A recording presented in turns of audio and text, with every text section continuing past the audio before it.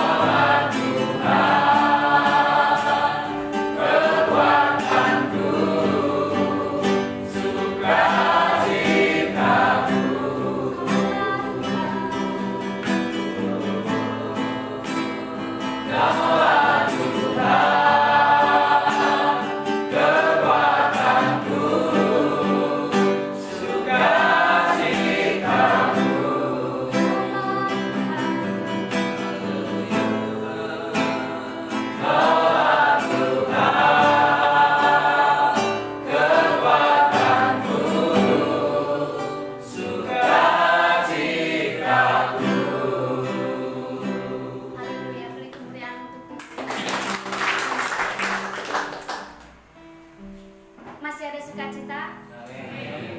Mari saya undang Bapak Ibu bangkit berdiri. Kita mau merasakan kasih Tuhan yang begitu baik dan dalam kehidupan kita. Kita mengatakan Tuhan Yesus baik.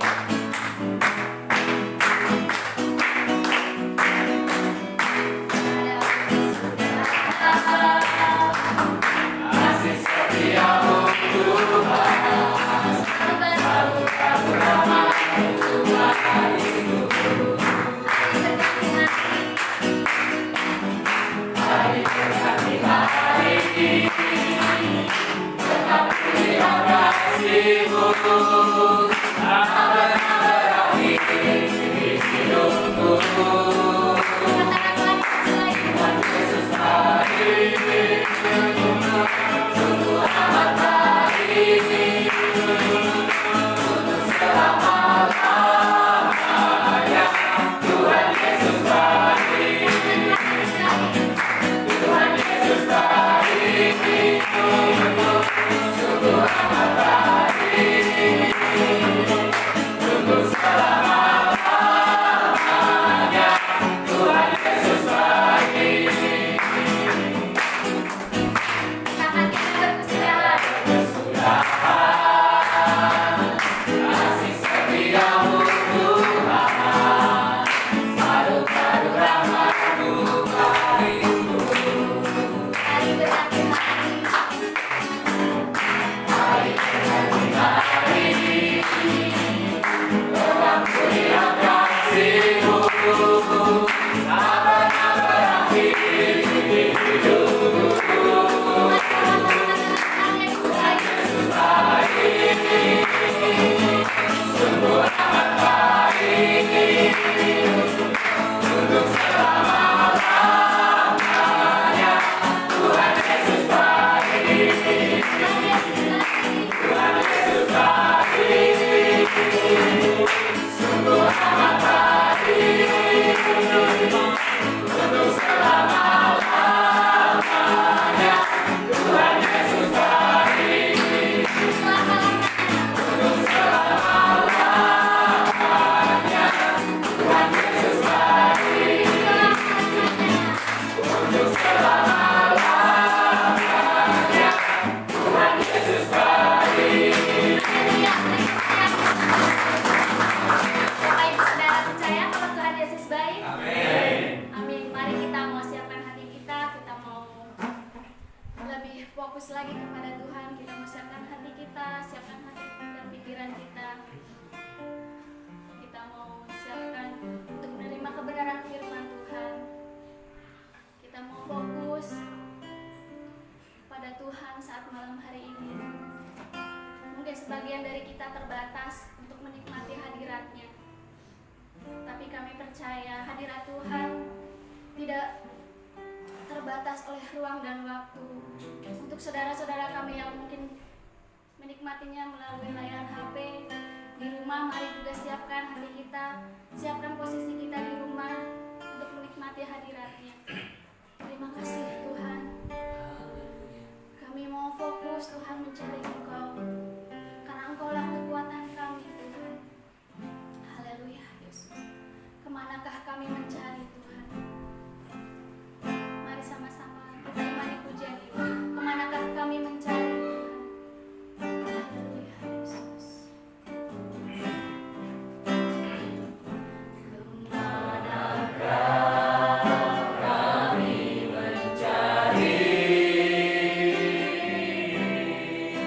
Kasih sejati,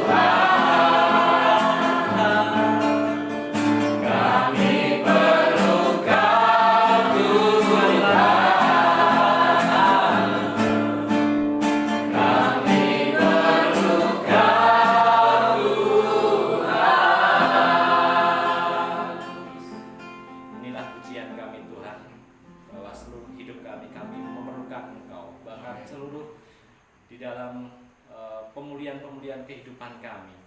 Kami memerlukan Engkau Tuhan. Berkatilah kami untuk ibadah tengah minggu pada kesempatan malam ini. Baik kami yang ada di tempat ini maupun yang mengikuti live streaming Facebook. Kiranya Tuhan memberkati kami semua. Di dalam nama Tuhan Yesus kami berdoa.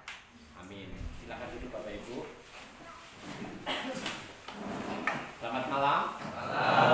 Ya, baik, kesempatan pada malam ini saya mau menyampaikan pesan dari Rasul Paulus di Filipi dengan topik fokus Anda di mana, atau di mana fokus Anda. Ya, karena ini juga bicara tentang bagaimana tema gereja kita fokus on God, fokus pada Tuhan. Seberapa banyak hidup kita ketika hidup di dalam satu tujuan-tujuan yang tepat. Kita mau pergi ke tempat ini pun pasti perlu fokus. Kalau enggak bisa mampir-mampir. Ya. Nah, gereja punya tujuan, bahkan Allah pun juga punya tujuan dalam kehidupan kita sebagai orang percaya. Ada fokus yang harus kita capai. Ya. Sebagai orang percaya, fokus kita bagaimana perjalanan rohani kita untuk menuju kepada keserupaan Kristus. Itu fokus. Di samping menuju keserupaan dengan Kristus, ada fokus yang lain yang harus dikerjakan. Sebagai seorang ibu rumah tangga, sebagai seorang kepala rumah tangga, sebagai seorang yang sedang sekolah, ada fokus yang harus diselesaikan. Wah, saya fokusnya Tuhan, tapi semua keter, itu juga nggak bisa. Ya. Jadi apa fokusnya dalam perjalanan rohani, dalam kehidupan keluarga, rumah tangga, dalam persekutuan di dalam gereja ini, maka semua punya fokus. Dan pertanyaan malam ini bukan hanya kepada Bapak Ibu ketika saya bicara di mana fokus Anda, tetapi juga kepada saya pribadi. Di mana fokus saya? Ya, ada banyak tujuan-tujuan yang sedang saya jalani, baik di gereja, secara konteks saya beribadah, baik di pekerjaan saya, bagaimana saya mengembangkan pelayanan di dalam pekerjaan saya. Minggu-minggu ini kami harus pindahan, ada fokus yang harus dikerjakan, ada deadline yang harus terselesaikan. Lalu sebagai seorang ayah menolong anak saya, sebagai seorang suami menolong bersama-sama dengan istri saya, dan lain-lain. Ada fokus yang lain dalam sekolah, dalam mengajar. Tapi kita semua punya hal yang berbeda-beda. Tetapi ada fokus-fokus yang harus dikerjakan. Nah, kita mau belajar bagaimana Paulus mengajarkan kepada kita bagaimana kita perlu hidup di dalam fokus supaya perjalanan kita menikmati, bukan hanya sekedar sampai tujuan dengan susah, tetapi kita bisa menikmati dengan damai sejahtera. Mari kita buka di dalam Filipi 4. Ya, saya tidak membaca semua, tetapi ada bagian yang saya ingin kita bisa renungkan bersama-sama. Mulai dua bagian ini, mulai ayat yang keempat sampai dengan yang ke-9. Tetapi saya ingin membacakan per bagian dulu, bahwa bagian pertama adalah ayat yang keempat sampai dengan yang ke-7. Bersukacitalah senantiasa dalam Tuhan. Sekali lagi kukatakan, bersukacitalah. Hendaklah kebaikan hatimu diketahui semua orang. Tuhan sudah dekat. Janganlah hendaknya kamu khawatir tentang apapun juga, tetapi nyatakanlah dalam segala hal keinginanmu kepada Allah dalam doa dan permohonan dengan ucapan syukur. Damai sejahtera Allah yang melampaui segala akal akan memelihara hati dan pikiranmu dalam Kristus Yesus. Ini poin pertama yang saya ingin kita bisa bahas, bagaimana kita hidup di dalam fokus kepada Tuhan. Jadi pada ayat yang keempat dan ketujuh ini, Paulus mengajak kepada kita pada satu panggilan kesalehan dan hidup damai. Kalau ayat yang keempat sudah dimulai dengan satu doa, bersukacitalah. Lalu dilanjutkan dengan permohonan yang dia ucapkan lagi, memohon kepada jemaat Filipi pada saat itu. Bersukacitalah untuk yang kedua. Ada dua kata bersukacita, tetapi yang pertama adalah sebagai doa, permohonan sebagai doa, tapi yang kedua adalah bagian sebagai permohonan kepada kita. Bagaimana kita sering menjadi slogan gereja-gereja Bethel, gereja-gereja karismatik, ada sukacita, Salah satu itu bagian dari satu teriakan Paulus sebagai doa seperti yang di Filipi ini, tapi juga sekaligus permohonan. Mari kita bersukacita. Ya, bersukacita itu tidak harus ketawa ngakak, ikut nonton lawak atau stand up atau sesuatu yang lucu. Bersukacita itu bisa terekspresi dari wajah, betul? Ada yang bilang bersukacita tapi jengka perut. Jadi kalau kita bersukacita, maka ada sesuatu yang terpancar dalam dunia sosial. Ketika orang memberikan satu senyuman tanda sukacita, maka ada hubungan di dalam relasi itu menjadi baik. Ya.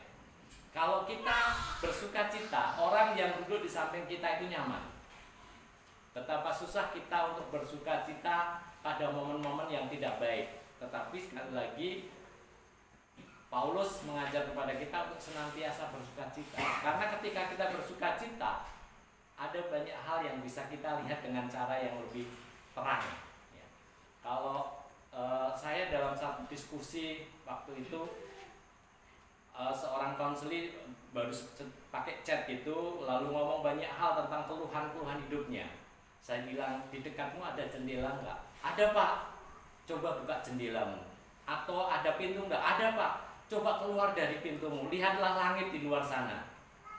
Mendung Pak, ya lihatlah langitnya. Lalu dia bilang, ya lumayan terang. Seringkali kita hanya fokus pada hal-hal yang kecil tanpa melihat hal yang lebih luas, sehingga cara pandang kita menjadi keliru. Nah, kita sulit bersukacita ketika kita hanya memikirkan tentang saya, dan saya.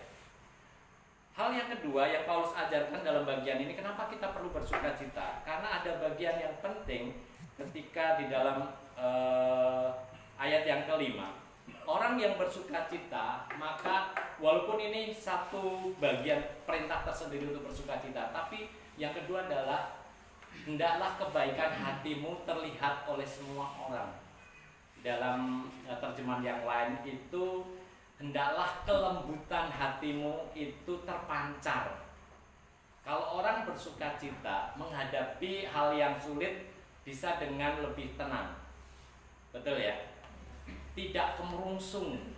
Ya, saya perlu banyak bersukacita kalau pagi. Kami berdua, bertiga dengan Jordan kalau pagi itu perlu banyak bersukacita supaya tidak kemerungsung, waktunya sudah pepet-petan. Kalau terlambat bangun tidur, terlambat sarapan, terlambat sekolah, itu sudah ritme saya bilang. Kalau di sini sudah terlambat ini bisa dimulai dengan sebelum tidur. Kalau tidurmu terlalu larut, tidur kita terlalu larut, bangunnya akan kesiangan. Bangun kesiangan, terlambat sarapan, terlambat masak, dan lain-lain. Bagaimana kita harus berproses untuk pernyataan perintah ini? Bersukacita, cepet tojo. Iya Pak, aku tuh juga harus cepet. Ya. Nah, bagaimana ketika orang bersukacita, bagian perintah yang kedua, dengan kelembutan hati. Bagaimana kita menyelesaikan masalah dengan kelembutan hati. Ini panggilan kesalehan kalau dalam bagian ini, dimana kita untuk hidup saleh salah satunya lemah lembut, seperti Allah yang lemah lembut. Ya. Jadi lemah lembut dikaitkan dengan sukacita itu akan sangat menolong. Ketika kita sukacita akan lebih mudah untuk lemah lembut. Tapi kalau kita sudah berusaha-berusuh dalam hal emosi, maka susah untuk lemah lembut. Benar ya Pak Fajar ya? Kalau sudah kemerungsung gitu, hawane itu ngegas. Kalau sudah ngegas, bagaimana kita bisa lembut? Kadang saya juga ditegur oleh anak saya. Sabar Pak, masih punya waktu. Betul sabar tuh, tapi waktunya mepet. Loh Papa kan ngajari beriman, kita tidak terlambat. Iya. Tapi ini waktunya itu tinggal 25 menit. Kalau naik motor tuh bisa ngelisit-ngelisit, tapi kalau naik mobil tuh susah. Ya dia seringkali juga mengingatkan saya, sabar Pak, sabar.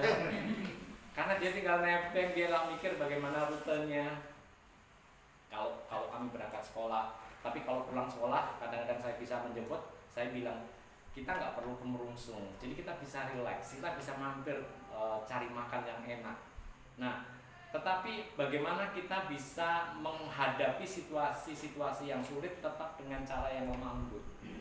Susah nggak? Karena ini ayat yang diperintahkan kepada jemaat Filipi dan juga kepada kita.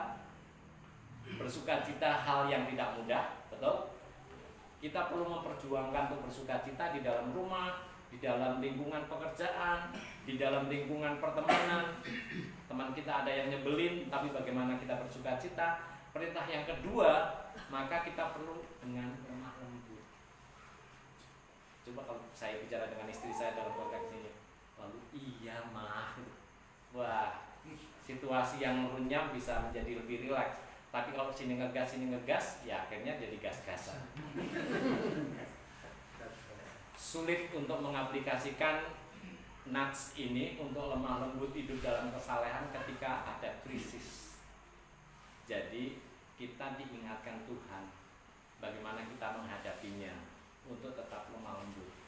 Apakah sudah pernah terdengar bahwa kita hidup sebagai pribadi yang lemah lembut? Orang lain yang mengomentari kita pernah? Pernah Pak Joko ya?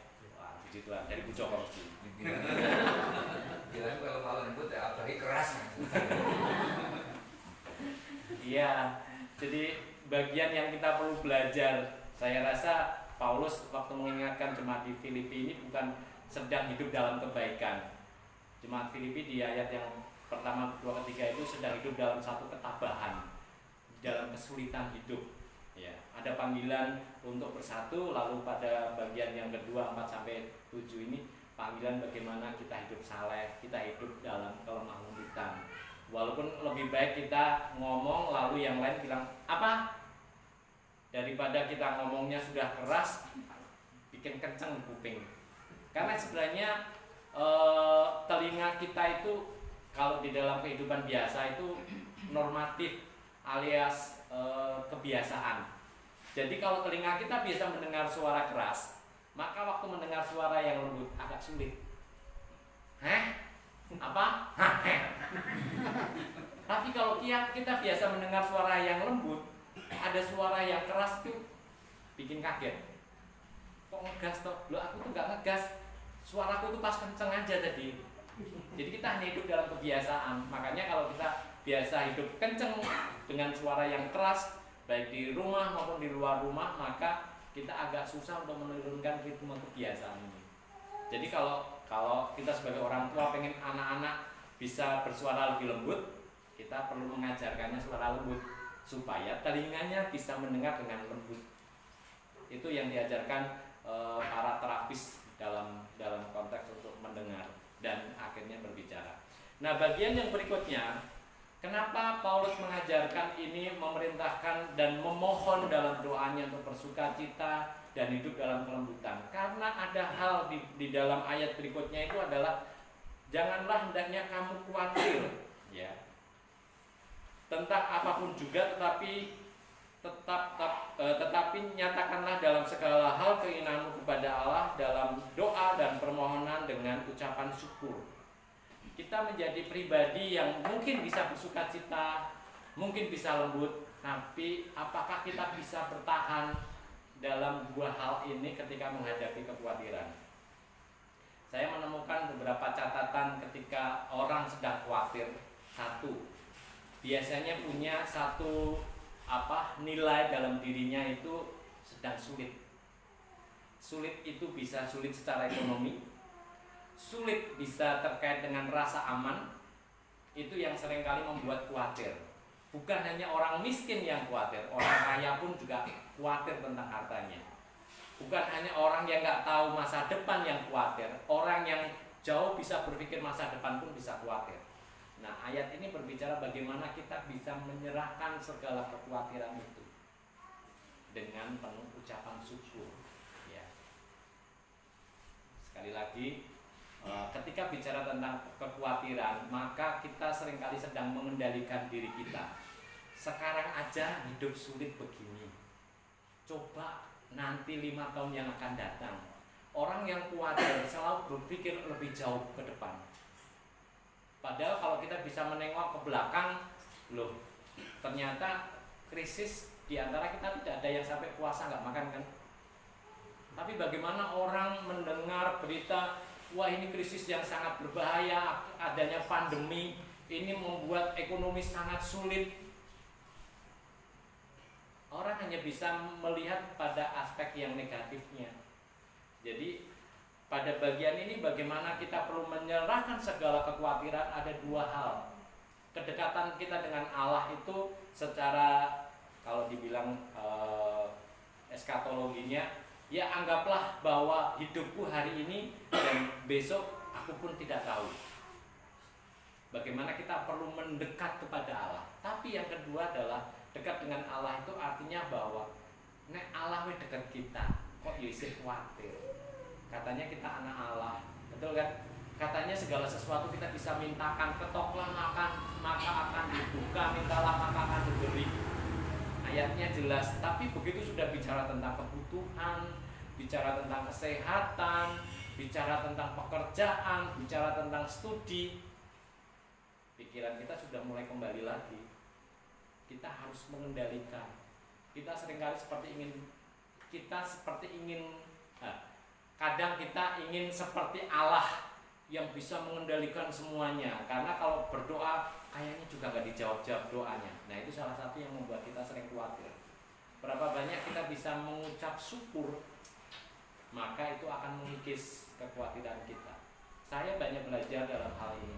Apa yang sering kali saya khawatirkan, saya bukan orang yang kebal dengan kekhawatiran, tetapi saya banyak belajar dan harus membangun kesadaran.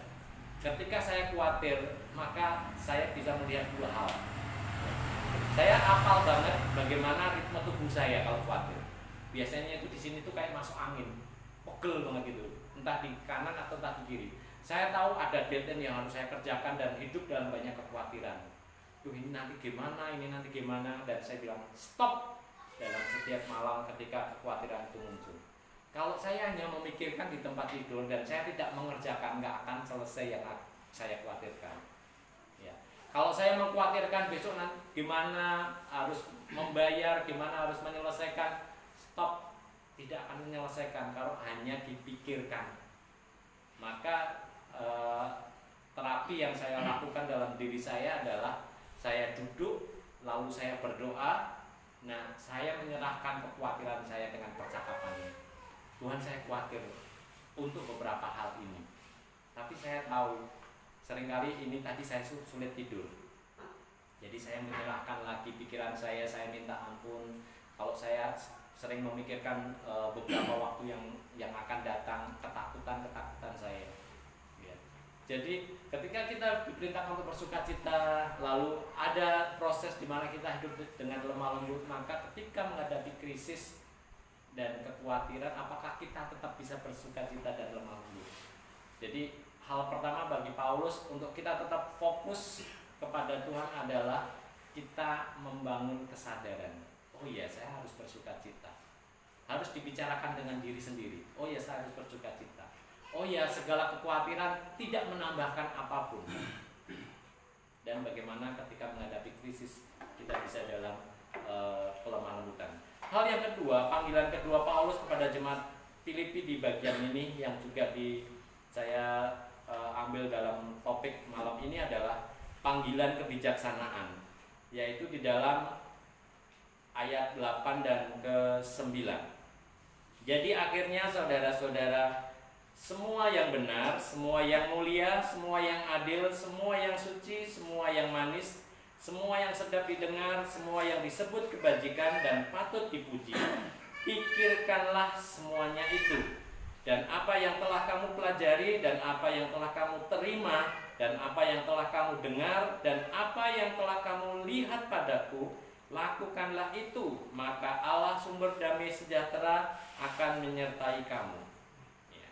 Jadi ada beberapa panggilan untuk hidup bijaksana. Ada 6 poin pada ayat yang ke-8, yaitu benar, mulia, adil, suci, manis, dan sedap didengar. Bicara tentang hidup bijaksana untuk selalu memikirkan yang benar, maka lawan katanya benar itu adalah bohong. Jadi kalau ada segala sesuatu dalam pikiran kita memikirkan baiknya gimana ya, bukan baiknya gimana tentang kebenaran, tapi gimana cara untuk melakukan pembohongan atau memikirkan cara ngapusi piye ya. Nah, sederhananya seperti itu. Kalau ada hal-hal seperti ini gimana ya? Maka itulah yang diperintahkan Paulus untuk berpikirlah selalu tentang hal-hal yang benar. Salah satu buku bagus yang saya baca, tulisan Joyce Meyer, bahwa pikiran itu medan perang.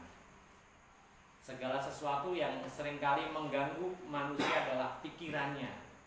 Pikirannya yang licik, pikirannya yang jahat, pikirannya yang egois, pikirannya yang selalu menang sendiri dan lain-lain. Jadi ketika bicara tentang kenapa pikirkanlah yang benar, karena di dalam pikiran kita itu ada hal-hal seringkali orang lain nggak tahu, bahkan pasangan kita atau orang tua atau anak. Ya. Jadi kok ini orang sepertinya biasa-biasa saja. Ya kalau memang pikirannya benar, tidak masalah. Ya. Tapi Paulus mengajarkan pikirkanlah yang benar. Jadi jauhkanlah hal-hal yang dirasa berbohong dengan pasangan. Saya ingat kalau cerita dulu waktu beli sepeda gitu, loh ini regane piro Pak?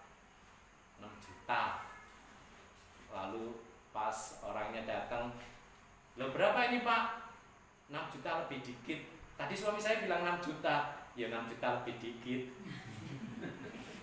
Tapi bagi saya 6 juta nan itu kan nggak detail, walaupun hampir 900.000 ya. Tapi seringkali kita menggunakan klausul atau kata-kata yang penting aman. Kalau kita masih berpikir tentang bagaimana saya membohongi karena saya nggak aman, berarti pasangan kita hantu yang menakutkan, kan gitu. Kalau kita berusaha supaya nanti kalaupun tahu ya nggak bikin marah, ada pikiran-pikiran yang tidak baik, maka pikirkanlah yang benar, ya katakanlah kebenarannya. Lupa ternyata harganya 6.700.000, iya 6.700.000. Kok Bapak bilangnya 6 jutaan? Nggak kan ada annya lalu bisa ditambahkan. Kenapa saya bilang kalau langsung saya katakan 6.700.000, ada beberapa detail yang itu ditambahkan di luar saya beli, jadi ganti pedal dan lain-lain. Itu hanya tambahannya. Nah, kenapa saya punya perasaan seperti itu? Ada sesuatu yang tidak aman buat saya pada waktu itu, dan saya udah katakan sekarang harganya udah tahu kan ya. Jadi kalau ada orang mau beli sepeda saya, berarti harus di atas 7 supaya kamu dapat untungnya.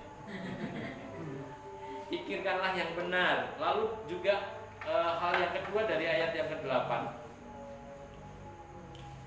adalah pikirkanlah yang mulia, hal-hal yang suci ya, yang mulia, yang baik, tentang ya kalau kita bisa banyak memuji Tuhan tentang kemuliaan, seperti apa sih kemuliaan yang kita bisa pikirkan.